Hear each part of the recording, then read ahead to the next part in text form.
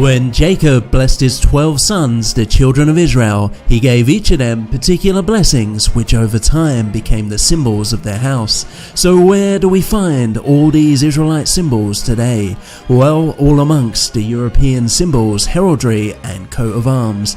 Could there be a link? Could we be the same people as the Old Testament, the people that God promised he would bless above all others? Let's compare them all and let's see what we can find out.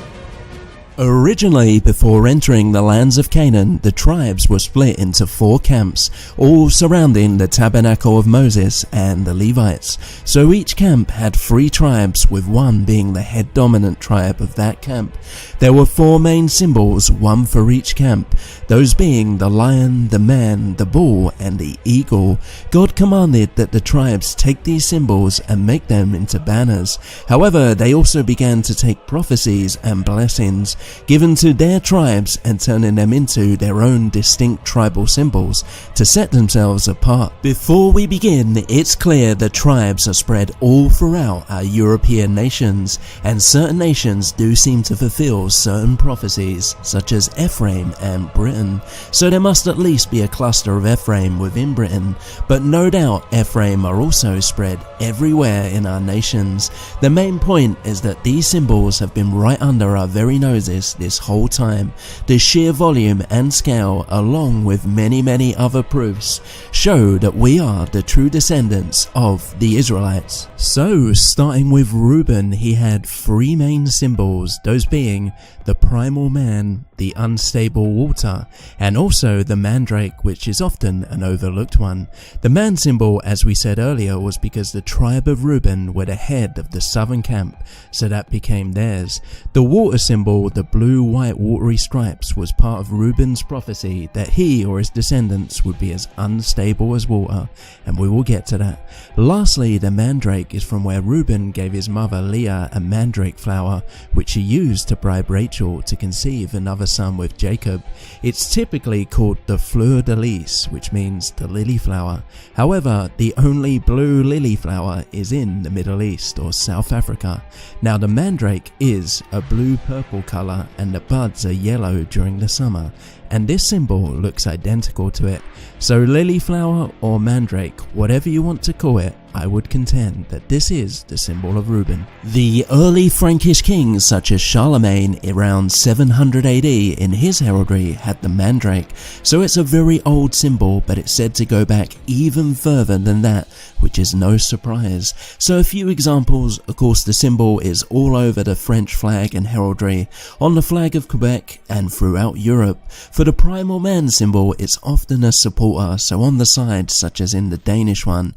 Notice the Iceland coat of arms, the man, along with all the other Israelite symbols.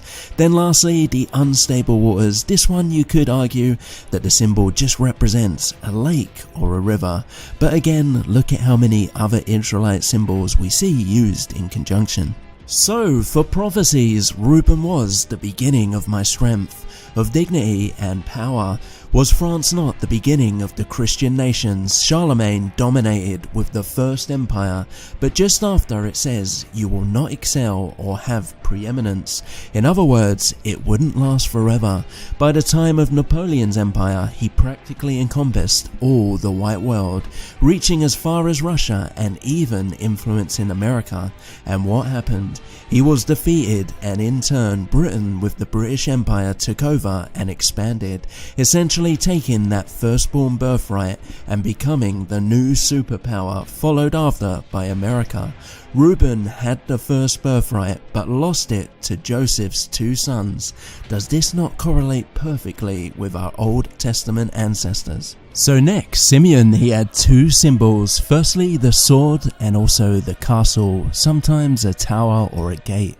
The sword came from Jacob's prophecy of the wrath of Simeon and Levi for when they sought revenge for their sister and slew all the males of a village. The castle represented the scattering of Simeon, as they, like Levi, were to be scattered amongst the other tribes.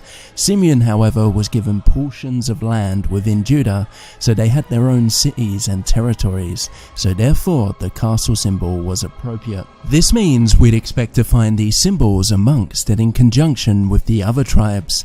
So the castle symbol is especially prominent in Spain, Portugal and Gibraltar, but we must remember Spain very early on was overrun as early as 700 AD and struggled to return to Christianity for a very long time. For the sword, you especially see this one combined, such as an eagle holding a sword, like on the Irish coat of arms, or sometimes a lion holding a sword.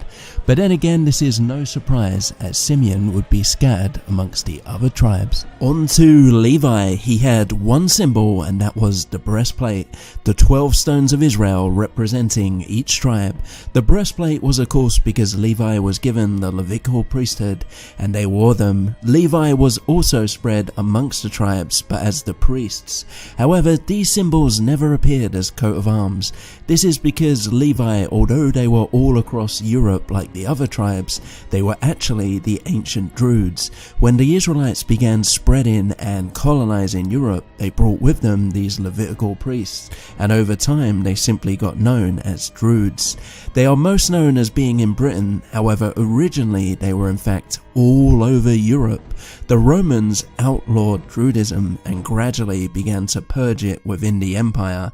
The last safe haven was Britain, but once Christ came there was no longer a need for the Levitical priesthood, and the same with Druids. They all became Christians, and so the 12 stone symbol disappeared. Next up, Judah. He had but one primary symbol, and that was the lion. However, there's more to it, as there were two separate tribes of Judah. So you have the blood red lion, or sometimes instead the blood red hand, and alternatively King David's harp, the first Judah king. So the lion symbol again was from the eastern camps, which Judah was the head of. Now Judah had twin sons Zerah and Pharez. Zerah inherited the greater birthright because his hand came out first, and it was covered in blood, so that became the symbol, the blood red hand or blood red lion. Pharez had the second birthright, and amongst his descendants was King David, and that's where we get the harp, which was his personal symbol when he played it for King Saul. The lion symbol is everywhere in the monarchies, the harp mostly in Ireland. It's interesting that the British monarchy has both the red lion and David's harp, showing that they have both bloodlines, Zerah and King David's. The blood hand is a bit rarer, we especially see it in Irish and Scottish heraldry. Again, red lion, we do see it here and there throughout Europe. For prophecies, virtually every king in Europe uses that lion symbol, and every kingdom always has. Is this not the kings of Judah ruling over the children of Israel or Europeans? Even the ruling scepter of Judah is typically used by the monarchies, and even in the heraldry you often see that, like an eagle holding a scepter. The coronation ceremony of Queen Elizabeth is exactly the same as King David's, it's still there. Even the stone of destiny, or Jacob's pillar, the one our main ancestor slept on, that the kings of Judah were to be coronated on, has passed on as well, all the way through to Ireland, to Scotland and to England. For Dan, he probably has the most symbols out of all the tribes, those being the eagle, the snake, the scales, and the rider tumbling backwards. The eagle was the sign of the northern camp, so another one of the four primary symbols. The snake was Jacob's prophecy, the first half, that Dan would leave a viper's trail wherever they went. The scales simply comes from the name Dan, which means to judge, but also the prophecy that he would judge our people.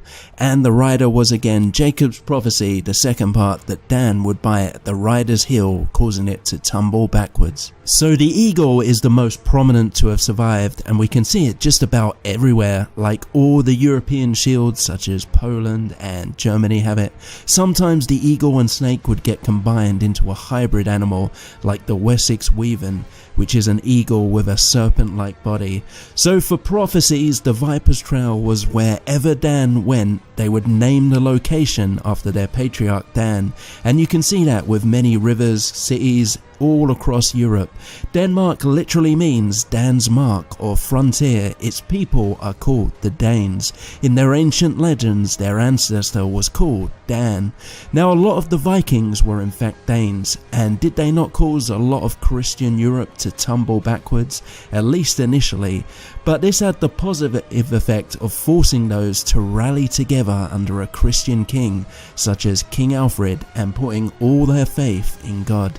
Lastly, the Nordic countries were last of the European nations to finally convert to Christianity, so I have awaited your salvation, I believe, is referring to this. So Naphtali only had one primary symbol, and that was the stag, the deer or hind. This is another one of Jacob's prophecies that Naphtali would be a hind let loose.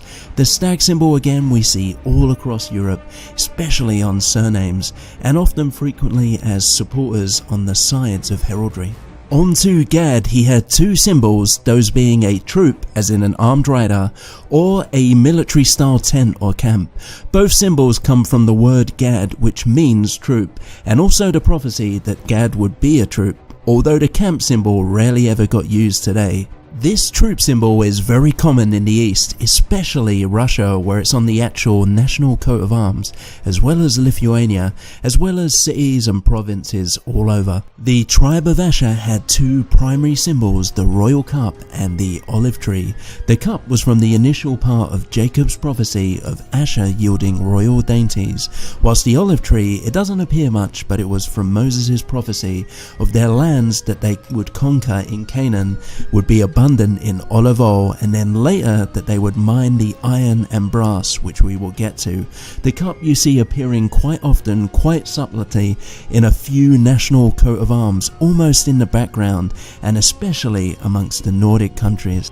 Now for prophecies, the Phoenicians were primarily from the northern tribes. The main cities of the Phoenicians were Tyre and Sidon, which were within the tribe of Asher's territory. They colonized a lot of Europe, such as Carthage, and these were all Israelites.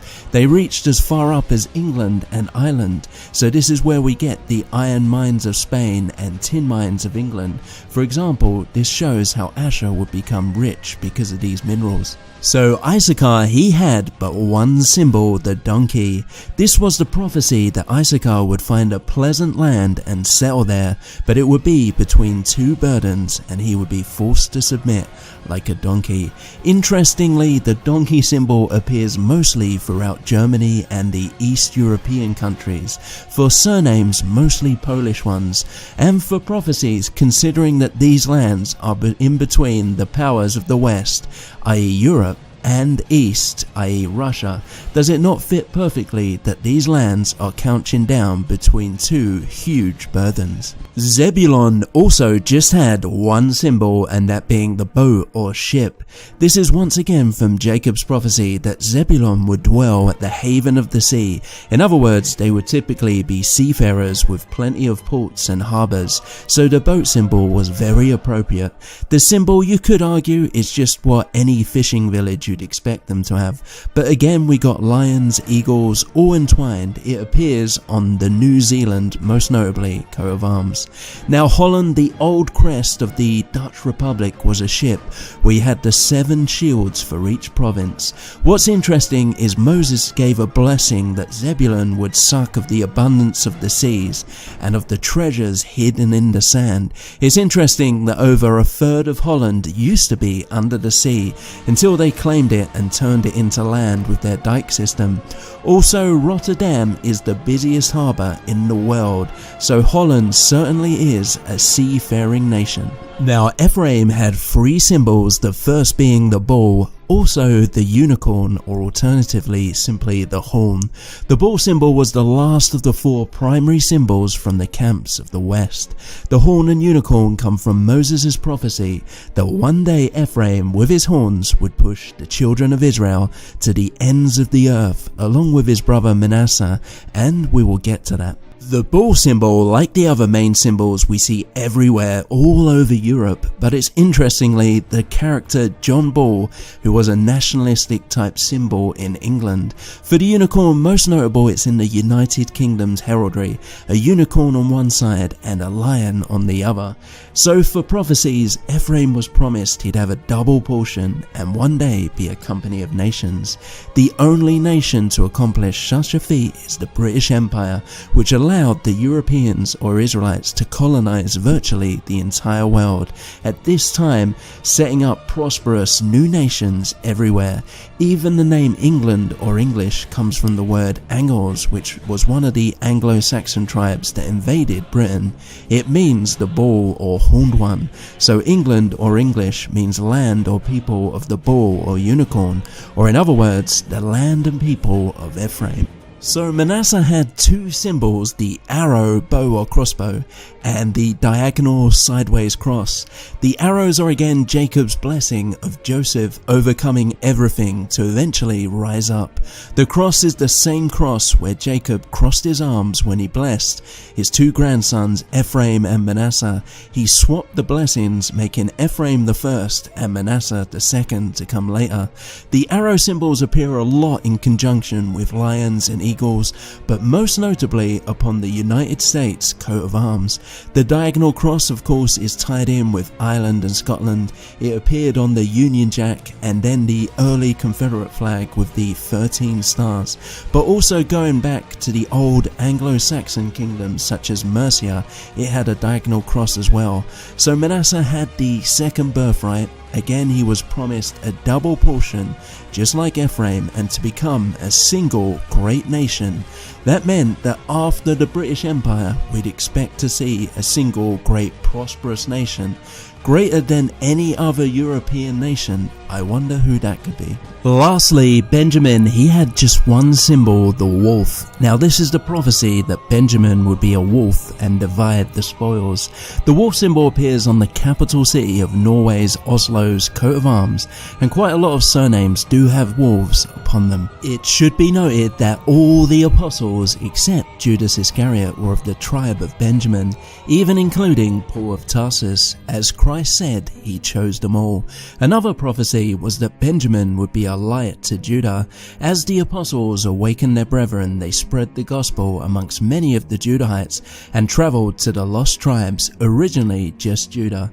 The apostle Paul first only travelled to European colonies with descendants of Judah, and then to the other lost tribes of Israel all over Europe. Eventually, the gospel spread, reaching the Germanic tribes that were the deported tribes from Assyria, and from there, Christianity kept spreading amongst the lost tribes. So overall, as you can see, we, the Europeans, have the Israelite symbols everywhere. We inherited them from our ancestors. They are all spread out in all our nations, and many of our nations even fit the prophecies exactly. This is because we are the children of Jacob and his 12 sons, the patriarchs. We are the same people as the Old Testament. All the promises that God made were for us, for our people forever. We are now entering a time where we as a whole will finally wake up and realize the truth of who we are. Visit truthvids.net for more information and videos. We're in the end game now, the time of Jacob's trouble, so wake up and start spreading the truth for your people.